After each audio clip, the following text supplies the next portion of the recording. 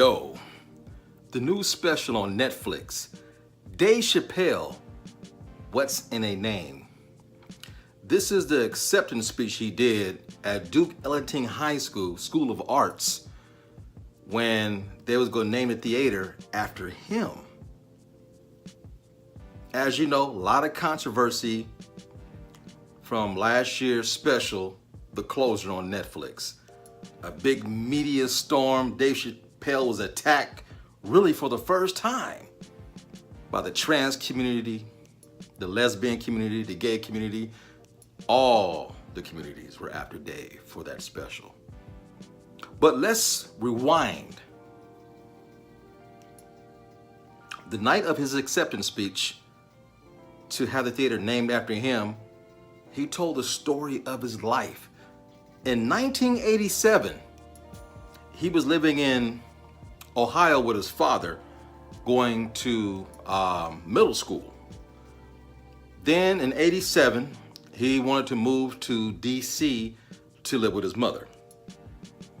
And when he got to DC, he enrolled in a high school called Eastern. And by this time, the crack epidemic was huge.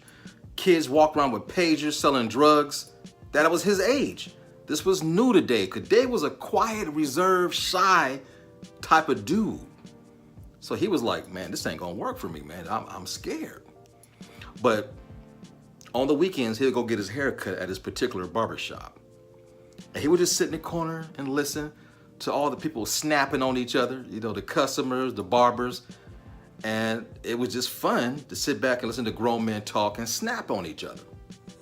2 weeks go by, and the jokes turned towards him. They all started snapping on Dave. And Dave called this day the barbershop massacre, because he said he lit that ass up.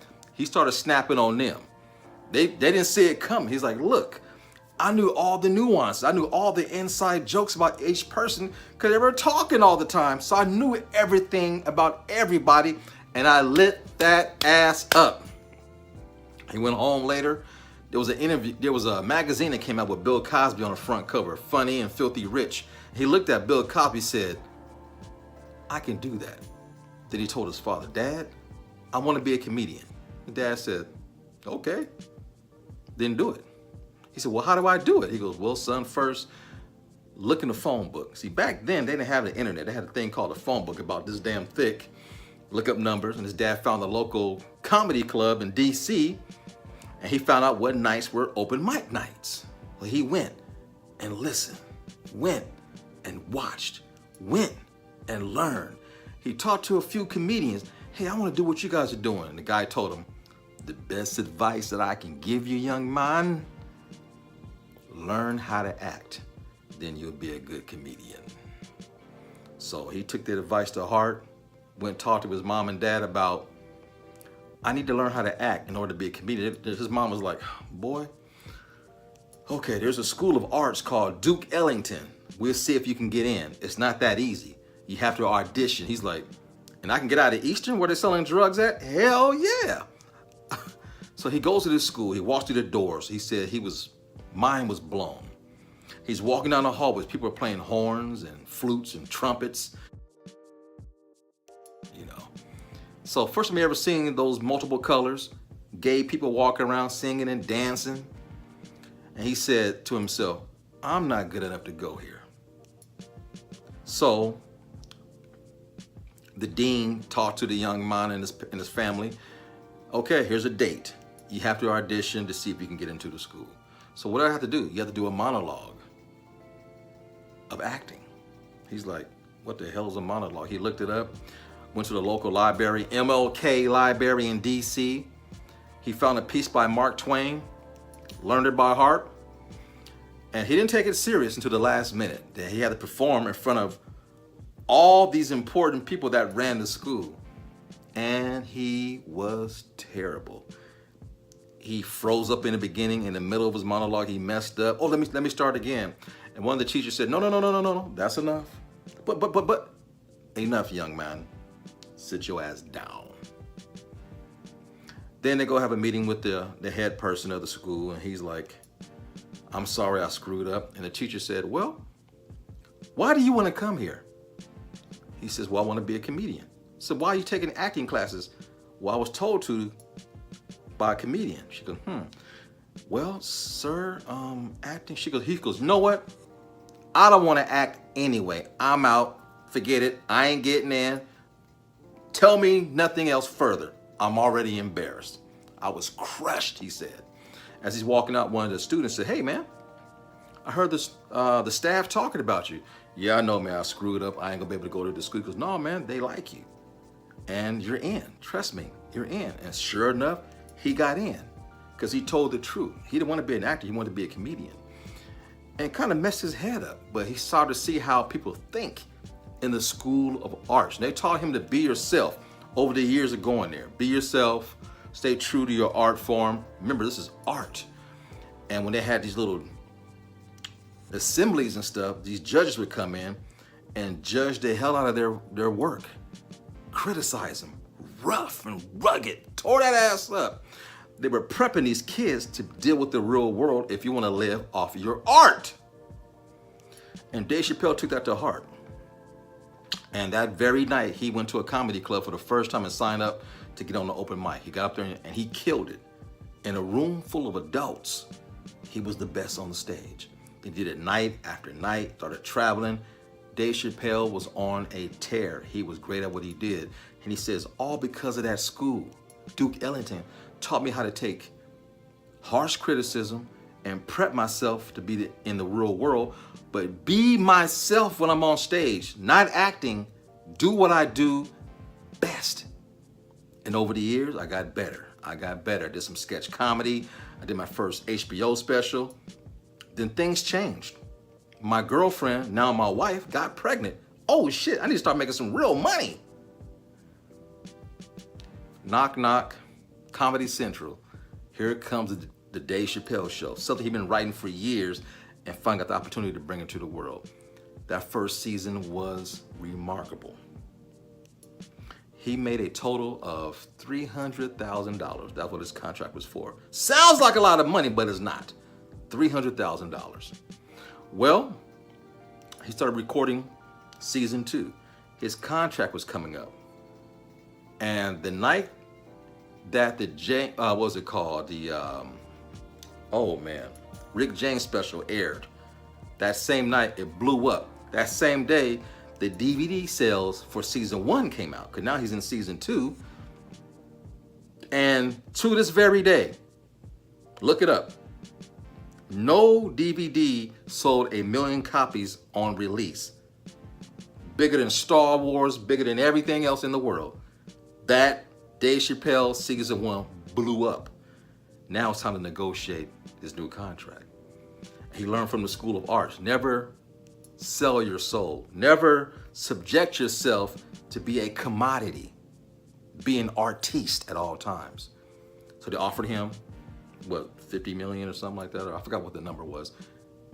But he knew if he signed that contract, he was no longer going to be Dave Chappelle.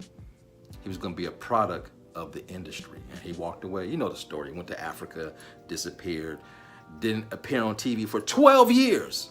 But during that 12 years, he mastered his craft. He went on tour. He was doing small shows. The crowd got bigger and bigger. And he started selling out shows and touring, making some money. And then he got a call from Saturday Night Live. Dave Chappelle, we want you to host Saturday Night Live. He's like, okay, well, I guess. It's an honor, Richard Pryor did it, and all these other people did it. I'm gonna do it. Netflix came knocking on the door. Hey man, we want to offer you some money.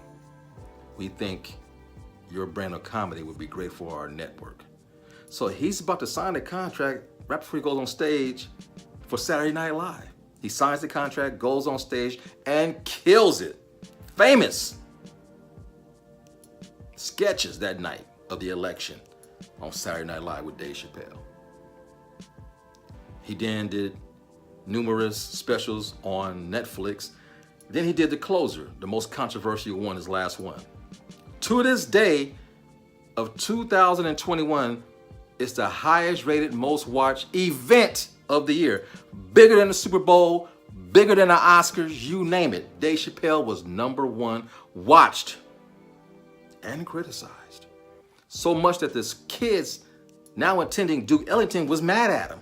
And every year, honorary, he would come back and talk to the students and speak to them. This year, they was pissed off.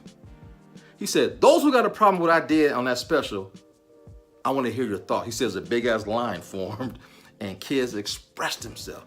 You talked about gays, you talked about lesbians, you heard us, and because that school taught you to be yourself, whether you were gay, straight, weird, whatever. They were weird together. They were brothers and sisters.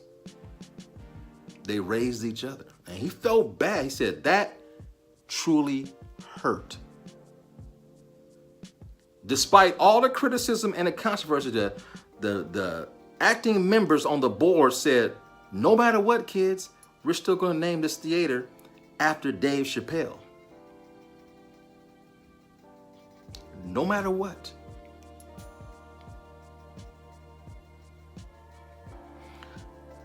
They sat down numerous times, the staff, and talked to the students. You guys are living in an era where you're getting activism caught up with media.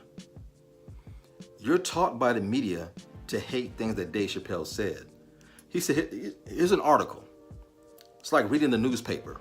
A 6-foot rabbit shoots a man in the face. Man's fighting for his life. You're like, oh, that's horrible. But what they didn't say is a Bugs Bunny cartoon. It's not real. And people started thinking, he says, look, what I said on stage was in art form. It's not how I really feel. It's jokes. Yeah, I got some true stories that are similar, that are close, that I make funny. It's in the form of art. Now it's time for the unveiling of the new name of the school. Dave Chappelle Theater, right? He said, this particular Friday, I decided not to name the theater after me. The crowd was like, oh. So what we're going to name it? He said, I'm going to name the school and something I believe in. He did the unveiling of the sign. The theater of artistic freedom and expression. So those of you on YouTube, whatever you believe in, whatever you do on your channel, stick to your guns. If you self-proclaim yourself to be a critic, stick to it. Me, I don't consider myself a critic. I love movies, I talk about movies, and I give a little bit of insight on movies. And that's from a fan point of view and from a person who also makes film. I'm here for the long game.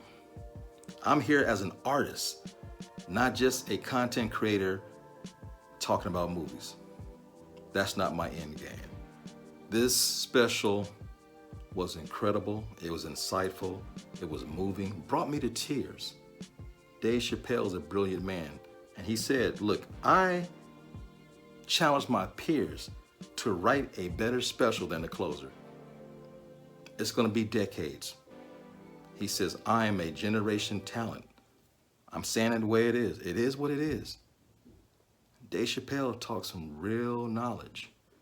It's motivational, it's moving, it's inspirational. Man, I loved it. Check it out. It's on Netflix. Dave Chappelle, What's in the Name? The theater of artistic freedom and expression. That's a hell of a name for a theater. Peace. You know the routine. Fade to black.